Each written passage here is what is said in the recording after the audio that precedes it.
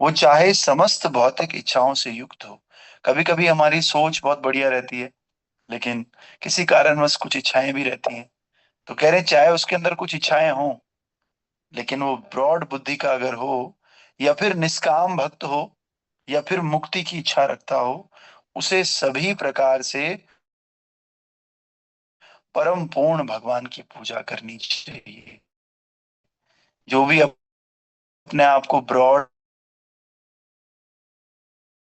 Minded समझता है, जो अपने आप को नैरो माइंडेड नहीं समझता, उसे पूर्ण पुरुषोत्तम भगवान श्री कृष्ण की भक्ति करनी ही चाहिए। ऐसा सुखदेव गोस्वामी कह रहे हैं परीक्षित महाराज का। पढ़ लिया आज दूसरा संज्ञा इस प्रकार से। जगत गुरु श्रील प्रभुपाद जी द्वारा। श्रील प्रभुपाद, अकाम वो है जिसे कोई भौतिक इच्छा ना हो। अकाम मतलब ओ मीन्स नहीं, काम मतलब इच्छा। जिसको कोई भौतिक इच्छा नहीं है उसको अकाम बोलते हैं। और पुरुषम पूर्णम अर्थात परम पूर्ण का अंश होने के कारण परमेश्वर की सेवा करना जीव का स्वाभाविक कार्य है।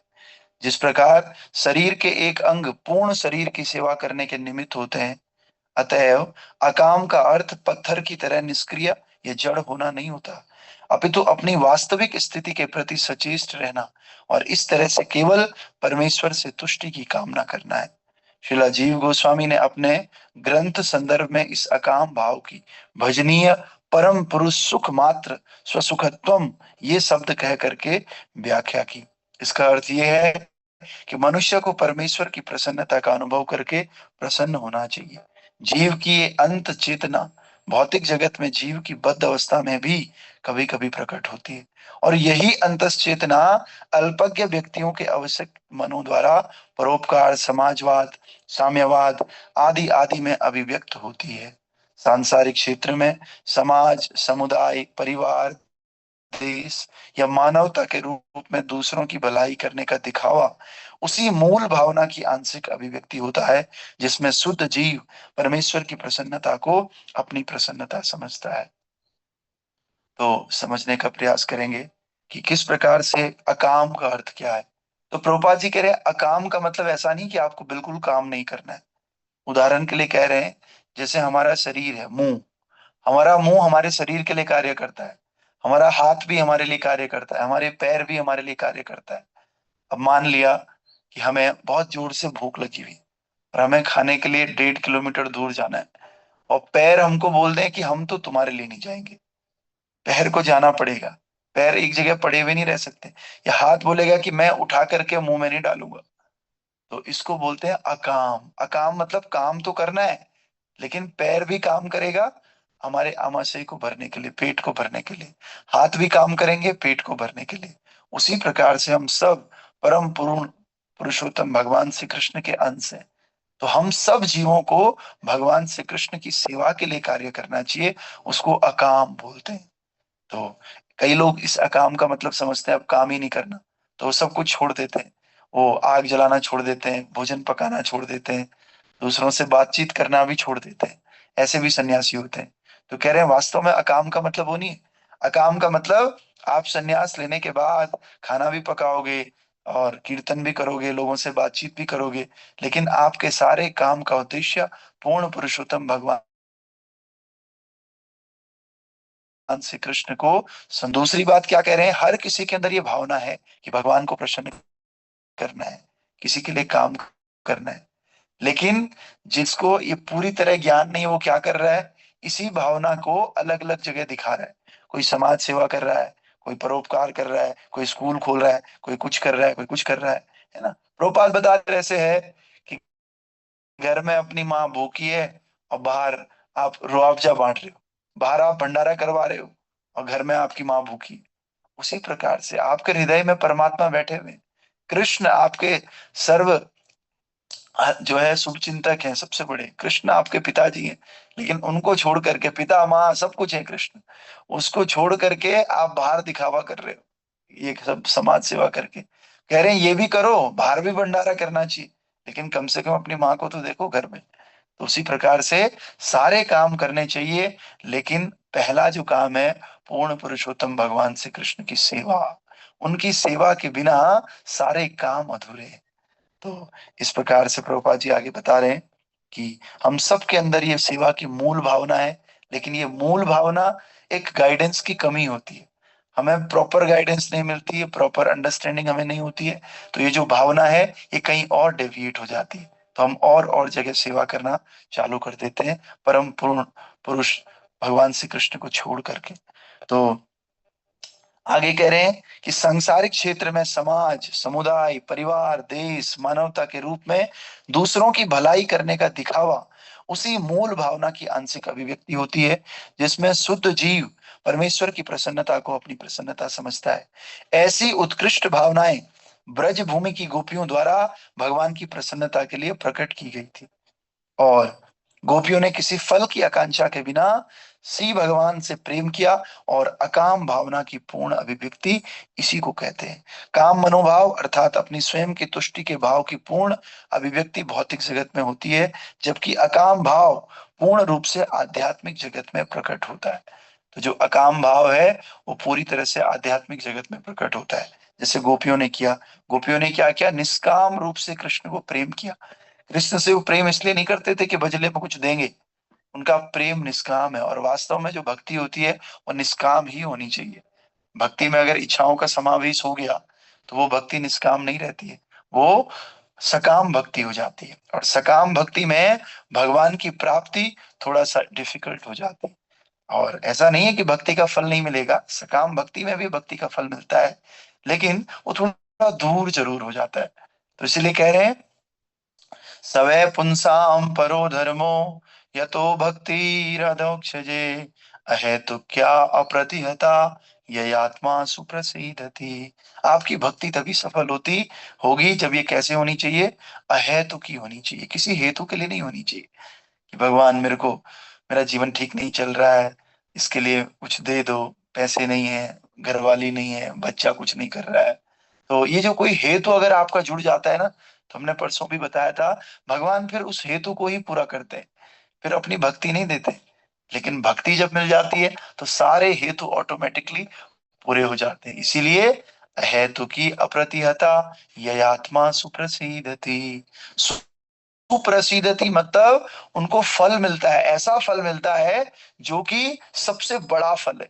उस फल से बड़ा कोई दूसरा फल है नहीं, जो निष्काम भक्ति का फल है। सकाम भक्ति के फल में हमें फल मिलता है, लेकिन वो उतना बड़ा नहीं होता है। सर्वश्रेष्ठ फल अगर किसी भक्ति का मिलता है तो वो निष्काम भक्ति का मिलता है। तो हम सब लोगों को निष्काम रूप से भगवान की सेवा करनी चाहिए, बदले में किसी भी चीज की इच्छा में नहीं होनी चाहिए, बस हमें सेवा करते जाना है ठाकुर जी की। भगवान अपने आप जो डिजायर होगा वो हमें देंगे। जो भी स्थिति है, जो भी हमारे साथ होता है, ठाकुर जी सबसे बेस्ट कर सकते हैं। हम लोग कभी भी अपना सबसे बेस्ट नहीं सोचते, लेकिन भगवान हमारा भला सोचते हैं, इसलिए उन पे हमें गर्व करना है और उन्हीं पे ही समर्पित रहना है। इसमें एक दो और स्टेंजा है, तो मैं चाहता हूँ दूसरे स्टेंजा को कल करेंगे, क्योंकि आज दही चूड़ा फेस्टिवल, पानी हाटी फेस्टिवल है, तो इसलिए इसको करेंगे। तो आप सब लोगों का स्वागत है दही चूड़ा फेस्टिवल में। तो नाम से ही पता चल रहा है दही चीड़ा, तो आज बहुत गर्मी है, तो आप जो ये दही चूड़ा फेस्टिवल है ये रघुनाथ दास गोस्वामी से कनेक्टेड है। तो सबसे पहले तो हमें समझना होगा, छह गोस्वामी, रूप गोस्वामी, सनातन गोस्वामी, रघुनाथ भट्ट गोस्वामी, रघुनाथ दास गोस्वामी, जीव गोस्वामी और गोपाल भट्ट गोस्वामी, ये छह गोस्वामी हैं जो चैतन्य महाप्रभु के शिष्य हैं, और जिन्होंने चैतन्य महाप्रभु की आज्ञा प्राप्त करके वृंदावन का पुनरुद्धार किया, बहुत सारे ग्रंथ लिखे, और जो भक्ति कहीं खो गई थी, वृंदावन कहीं खो गया था, उस वृंदावन का पुनर्निर्माण चैतन्य महाप्रभु के आदेश अनुसार किया। तो उन छह गोस्वामियों में से एक गोस्वामी है रघुनाथ दास गोस्वामी, रघुनाथ दास। इच्छाई गोछाई करे चरण बंदन, जहाँ रहोय विघ्न नाश अभिष्ट पुरन। इच्छाई गोछाई जार तार मुह्य दास, ता सवारे पद्म रेणु मोर पंचग्रास। जिसको भक्ति में प्रगति करनी है ना, इन छह गोस्वामियों की शरण लेनी पड़ेगी, क्योंकि चैतन्य महाप्रभु ने भक्ति का सारा जो बल है, सारा बल इन छह गोस्वामियों को सौंप दिया। इन छह गोस्वामियों को शरणागत होकर के ही हम भक्ति में आगे बढ़ सकते हैं। इसलिए इनकी महिमा, इनका ग्लोरिफिकेशन बहुत आवश्यक है। तो इन छह गोस्वामियों में से एक गोस्वामी है श्रीला रघुनाथ दास गोस्वामी। तो पहले हमें इनके बारे में समझना होगा, रघुनाथ दास गोस्वामी के बारे में। तो जो रघुनाथ दास गोस्वामी हैं, ये बहुत बड़े घर के पुत्र थे। इनके पिताजी और इनके चाचा जी दोनों बहुत बड़े जमींदार थे। कहाँ पर? सप्तग्राम, बंगाल में पड़ती है एक जगह, उसका नाम है सप्तग्राम। सप्तग्राम में गोवर्धन मजुमदार और हिरण्य मजुमदार, ये दो भाई थे। तो इसमें से जो गोवर्धन मजुमदार है, उनके बेटे थे रघुनाथ दास गोस्वामी। भले ही इनकी शादी हुई थी, लेकिन ये हमेशा पूर्ण वैराग्य के भाव में रहे। बचपन से इनको ज्यादा खेलना कूदना पसंद नहीं था, और हमेशा ये वैरागी बनना चाहते थे, चैतन्य महाप्रभु के सेवक बनना चाहते थे। तो ये चैतन्य महाप्रभु के समय थे, तो ये घर से भाग जाते थे रघुनाथ दास गोस्वामी। इनके पिताजी इतने अमीर थे, आप सोचिए, कई लाख स्वर्ण मुद्राएं इनके पास होती थी। एक्चुअली ये टैक्स कलेक्ट करते थे। राजा उस समय होता था ना, तो राजा क्या करता था, एरिया का एक मैनेजर बना देता था कि भाई इस एरिया के जमींदार तुम हो, तुम जा करके सारे टैक्स कलेक्ट करोगे। तो इनके पिताजी और इनके चाचा जी, ये दोनों, गोवर्धन मजुमदार और हिरण्य मजुमदार, ये दोनों उस समय वहां के सबसे बड़े जमींदार थे। सारा टैक्स कलेक्ट करके, मान लिया 10 लाख स्वर्ण मुद्राएं भी, तो 2-4 लाख राजा को दे देते थे, बाकी अपने पास रखते थे। तो बहुत अमीर थे ये लोग। लेकिन इतने अमीर होने के बाद भी जो रघुनाथ दास गोस्वामी है, इनका मन कभी संसार में नहीं लगा। कभी गृहस्थी में, धन में, स्त्री में, जन में, कभी इनका मन नहीं लगा रघुनाथ दास गोस्वामी का। तो ये क्या करते थे, घर को छोड़ करके भाग जाते थे, भाग जाते थे। तो इनके पिताजी ने सोचा कि हो सकता है कि अभी इसका मन घर में नहीं लगता है, तो इसकी शादी करवा देते हैं। अगर शादी करेंगे सुंदर स्त्री के साथ, तो सुंदर स्त्री से तो बड़े बड़े लोगों का पतन हो जाता है, तो ये बेचारा भी फिर घर में फंसा रह जाएगा, और फिर ये कहीं भागेगा नहीं। लेकिन सुंदर पत्नी के साथ इनकी शादी करवाते हैं, सुंदर स्त्री के साथ। लेकिन उस सुंदर स्त्री के बाद भी इनका मन घर में नहीं लगता है। तो फिर क्या करें? तो एक दिन इनकी माँ बोलती है इनके पिताजी को कि आप क्या हमारा मुंह देख रहे हो, आप इनको बांधो, जंजीरें लाओ, और जंजीरें से रघुनाथ दास गोस्वामी को बांध दो। तो फिर इनके पिताजी बहुत सुंदर बात बोलते हैं।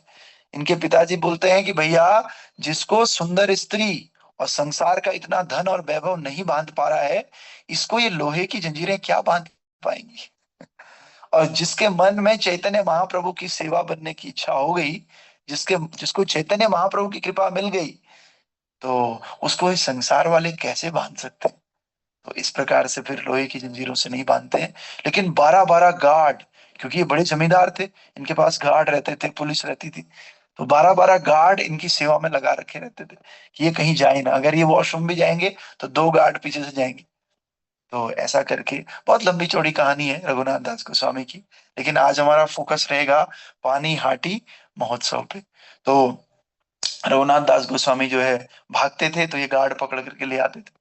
तो एक दिन क्या हुआ, इन्हें पता चला, रघुनाथ दास गोस्वामी को, कि पास में एक गांव है, उस गांव का नाम है पानी हाटी। उस पानी हाटी में नित्यानंद प्रभु आ रहे। ये चैतन्य महाप्रभु को जानते थे, चैतन्य महाप्रभु को सेवा करना चाहते थे, समर्पित होना चाहते थे। लेकिन नित्यानंद प्रभु से मिलने की कभी इन्होंने इच्छा नहीं की। लेकिन एक दिन इनको पता चला नित्यानंद प्रभु अपने पार्षदों के साथ पानी हाटी में आ रहे। तो बहुत खुश हो गए, क्योंकि सप्तग्राम और पानी हाटी बहुत ज्यादा दूर नहीं है, आसपास ही है, बंगाल में। तो पानीहाटी में नित्यानंद प्रभु आ रहे हैं, तो ये किसी तरह से पिताजी से परमिशन लेकर के और चले गए पानीहाटी में। तो वहां पर बहुत सारे लोग थे, और नित्यानंद प्रभु के अन्य पार्षद रामदास, सुधीरानंद, सुंदरानंद गोस्वामी, अलग अलग पार्षद नित्यानंद प्रभु के वहां पर थे।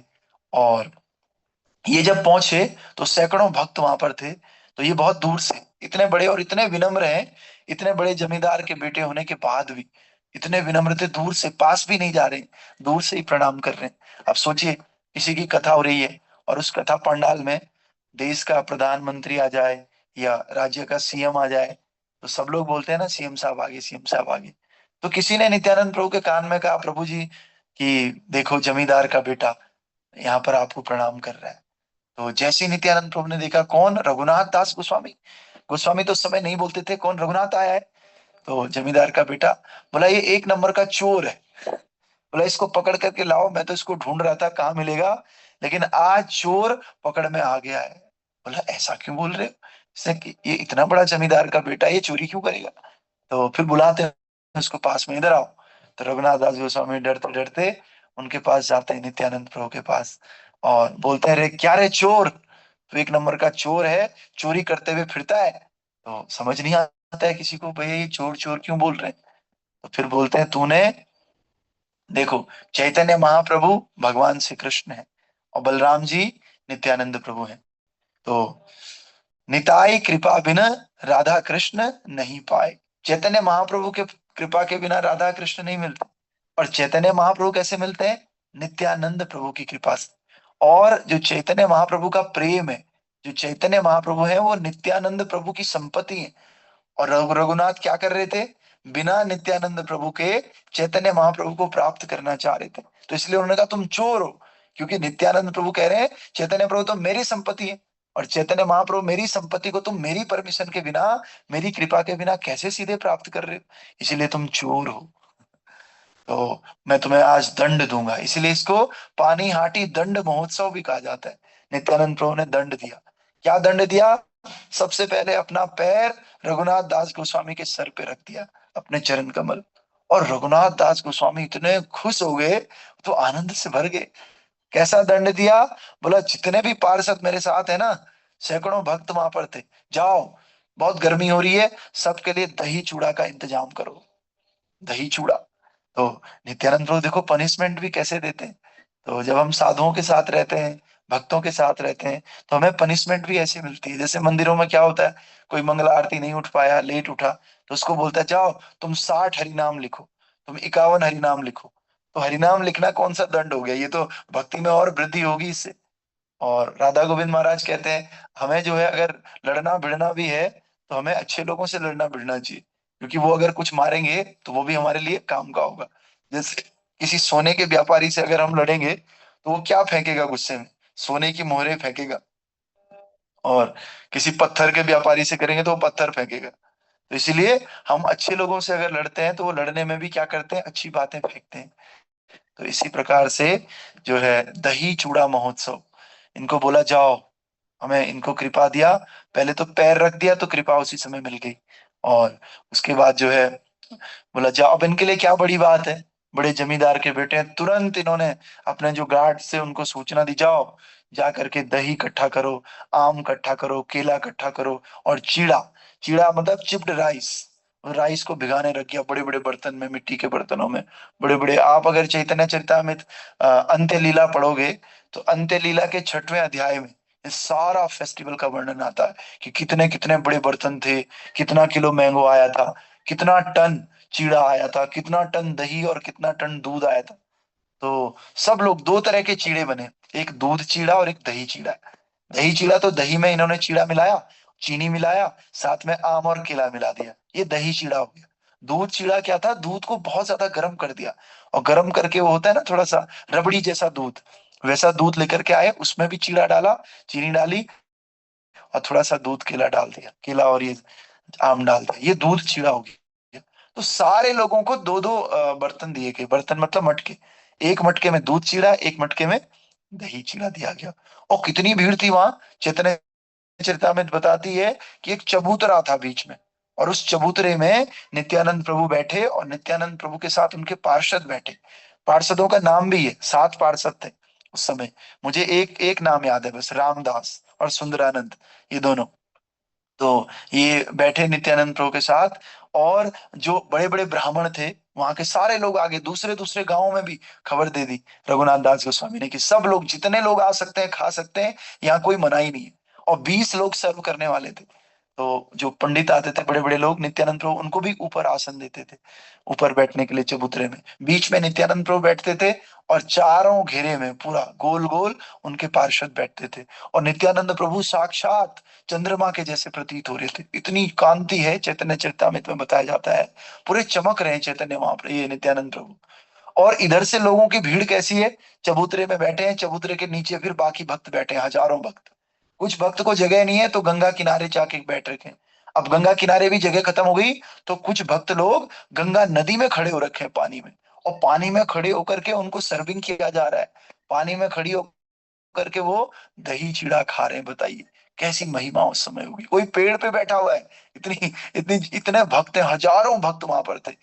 और चैतन्य नित्यानंद प्रभु की कृपा इतनी महान है, नित्यानंद प्रभु ने खाने से पहले चैतन्य महाप्रभु का आह्वान किया। चैतन्य महाप्रभु थे नहीं वहां, लेकिन नित्यानंद प्रभु कितने शक्तिशाली हैं, कितनी उनकी पोटेंसी है।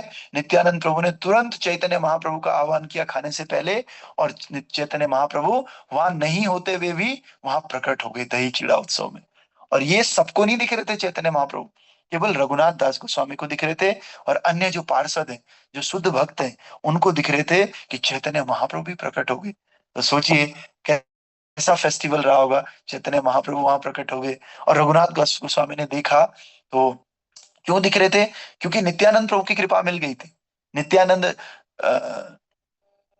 नित्यानंद प्रभु जो है कृपा जब करेंगे तो चैतन्य महाप्रभु अवश्य रूप से दिखेंगे। तो वो दिख रहे थे चैतन्य महाप्रभु रघुनाथ दास गोस्वामी को। तो जैसे ही आए नित्यानंद प्रभु ने चैतन्य महाप्रभु को सब मटकों से थोड़ा थोड़ा थोड़ा थोड़ा एक से दूध और चैतन्य महाप्रभु को खिला रहे हैं। फिर चैतन्य महाप्रभु मटके से उठा रहे हैं, नित्यानंद प्रभु को खिला रहे हैं।